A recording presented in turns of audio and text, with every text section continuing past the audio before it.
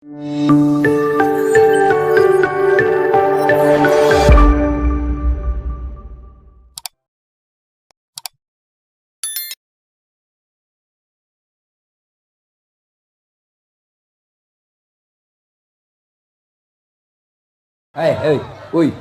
dengar dulu.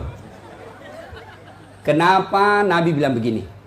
Andai saja boleh manusia sujud kepada sesamanya manusia, maka istri saya wajibkan sujud depan suaminya. Dengar baik-baik, bukan Nasrat Latif bilang, Bu. Nabi, andai saja boleh manusia sujud kepada sesamanya manusia, maka kalian istri saya wajibkan cium kakinya itu suaminya. Kenapa? Karena ibu harus tahu, dosa ibu kami para suami yang tanggung. Beda kami laki-laki dengan ibu.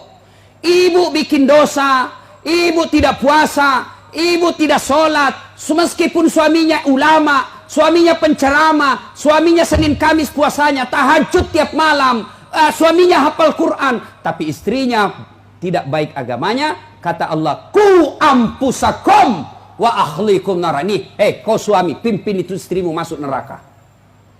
Beda ibu-ibu, ditanggung oleh kami laki-laki. Suaminya tukang judi, suaminya pengedar narkoba, suaminya peselingkuh, suaminya pemakan haram, tapi istrinya istrinya baik, rajin sholat, taat sama suaminya, perintah suaminya diikuti.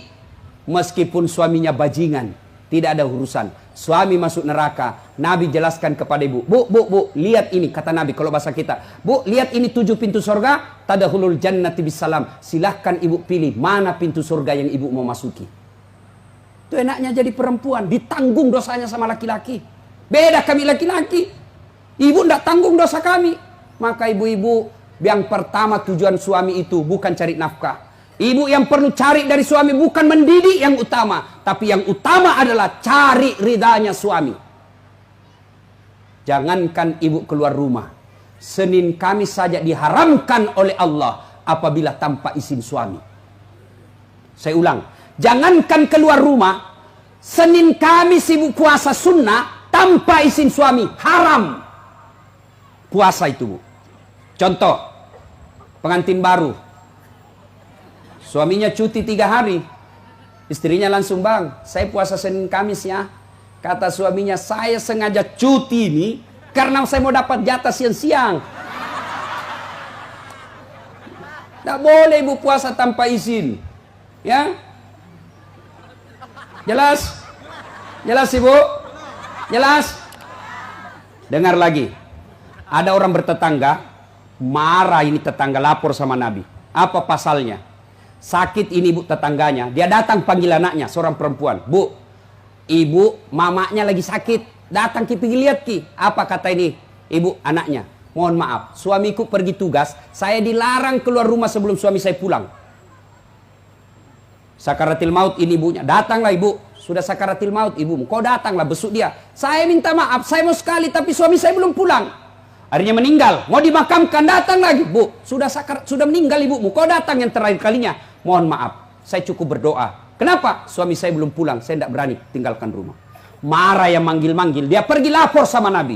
Ya Rasulullah, tetanggaku keterlaluan. Dari sakit, sakaratil maut sampai meninggal, tidak datang lihat ibunya. Saya 3 kali datang memanggilnya.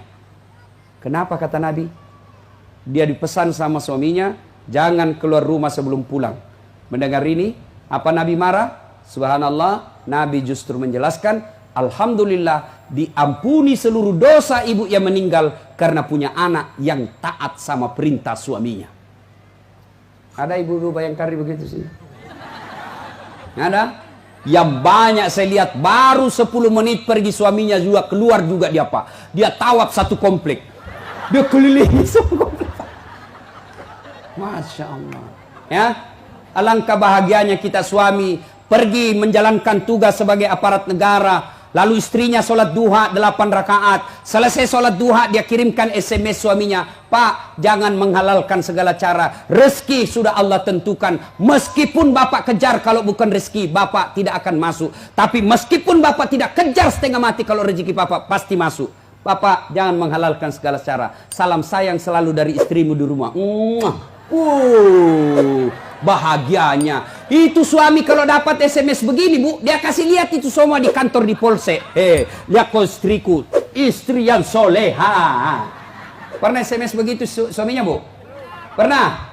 Paling SMS, jangan lupa singgah beli gas. Masih baik kalau gas, kalau pembalut. Saya pernah rasakan ini, Pak.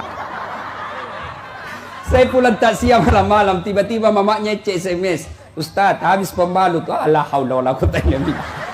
Saya singgah di warung, saya berdoa, mudah-mudahan tidak ada yang kenal saya. Begitu saya bayar, tiba-tiba ada ibu-ibu bilang, Ustadz beli pembalut. Langsung aku bilang, biar mi daripada saya melahirkan. Pak, Bapak juga jangan tipu suami istri. Pak, jangan pernah nipu istri. Alasan rapat, ternyata pergi merapat. Saya dipanggil komandan, ini namanya istri kasihan kalau sudah lapor, komandan, iya Pak silakan lari, ternyata pergi merapat. Pak, kadang saya ditanya, Ustadz kenapa pangkat golongan saya tidak bisa sekali baik Ustadz, rezeki saya bilang Bapak dosa sama istri. Gimana Allah mau bukakan pintu rezeki kalau orang yang setia menunggu Bapak di rumah Bapak khianati? Ya? Masih ingat waktu menikah? Apa kita ucapkan waktu menikah? Bapaknya bilang begini yang perempuan, saya nikahkan engkau dengan anak gadisku ini dengan mahar tunai karena Allah. Siapa yang kita jadikan mahar? Siapa yang kita jadikan jaminan? Tunai karena Allah. Kita ambil anak gadisnya orang, dihalalkan anak gadisnya orang atas nama Allah. Allah yang kita jadikan jaminan. Kapolres saja Bapak jadi jaminan. Kalau Bapak salah gunakan, dipindah Bapak, Pak, kalau perlu dipecat. Saya atas nama Kapolres ini diminta untuk, padahal itu bohong. Marah Kapolres, Pak.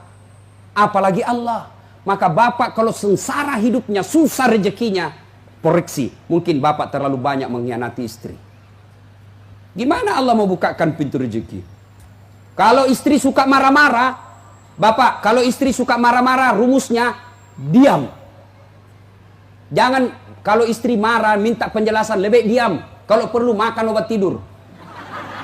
Karena itu perempuan kalau dia sudah marah, dijelaskan, tidak jalan otaknya, Pak. Apalagi kalau dia bilang, pokoknya, sudah diam saja, Pak. Dijelaskan tidak masuk akal. Sudah dijelaskan, tidak ungkit lagi yang 10 tahun yang lalu. Kenapa dulu? ini semua ini. Sudah lewat 7 tahun, masih tidak ungkit-ungkit lagi. Pada dia bilang, sudah mindak, berhenti, mak. Bertengkar, itu dulu. Maka lebih Bapak minum obat tidur. Kalau dia ngomel, Pak, maklumi saja. Kenapa? Dengar baik-baik. Ada sahabat Nabi, waktu itu Umar bin Khattab presiden. Suka ngomel dan marah istrinya. Maka suaminya mau lapor sama Umar supaya dipanggil, dimarahi sama Umar, presiden. Begitu dia mau lapor sama Umar, dekat dari rumah Umar, dilihatnya Umar juga dimarahi sama istrinya. Pulang dia bilang, presiden aja dimarah, pulang dia. Besok ketemu sama Umar, ya Amirul Mukminin, saya lihat Anda kemarin marah-marah sama istri, diam-diam saja, senyum. Dengar bapak-bapak, dengar para lelaki. Apa jawaban Umar? Begitulah cara saya berterima kasih kepada istriku yang telah hamil, melahirkan dan menyusui anak saya.